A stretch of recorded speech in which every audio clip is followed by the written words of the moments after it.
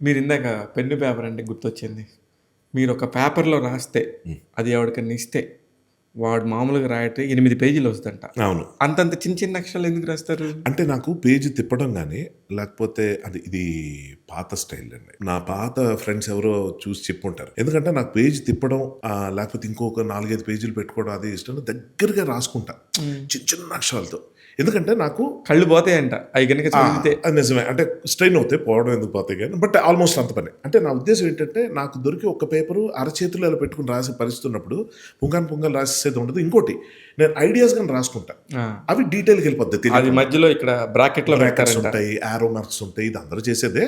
But yeah! అది పోయిందిలెండి. నేను upcoming writers నేను చెప్పేదేంటంటే, ఇది కొంచెం చాదస్తంగా అనిపించినా, నమ్మబుద్ధి కాని విధంగా ఉన్నా కూడా నేను వాళ్ళకి సజెస్ట్ చేసేదేంటంటే, రాయటం అన్నది ల్యాప్‌టాప్ మీద అలవాటు చేసుకోండి. ఎందుకంటే ఎంత కావాలంటే అంత సైజ్ పెంచుకోవచ్చు.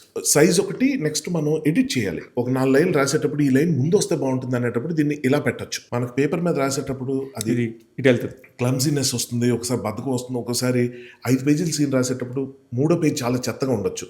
నంబర్‌లు మారిపోతాయి, ఆర్డర్ మారిపోతుంది. సగం పేజ్ కొట్టేస్తాం, పావు ఇక్కడ ఉంటుంది, వెనక్కి తిప్పి రాస్తాం. అంటే జస్ట్ టు అవాయిడ్ క్లమ్జీనెస్ ల్యాప్‌టాప్‌లో బ్రహ్మాండంగా అది డిజైన్ చేసుకొని రాస్తే ఏమవుతుందంటే, పొద్దున్న ఇవాళ రాసి రేపు పొద్దున్న చూస్తే 80% నచ్చపోయినా మనకు బాధ ఉండదు. జస్ట్ డిలీట్ చేసి మళ్ళీ నీట్‌గా నీట్‌నెస్ అన్నది మనకి ఒక రకమైన క్లారిటీని ఇస్తుంది. కరెక్ట్. ఆ క్లమ్జీనెస్‌ని అవాయిడ్ చేయాలని నేను చెప్తున్నా. అర్థమైంది.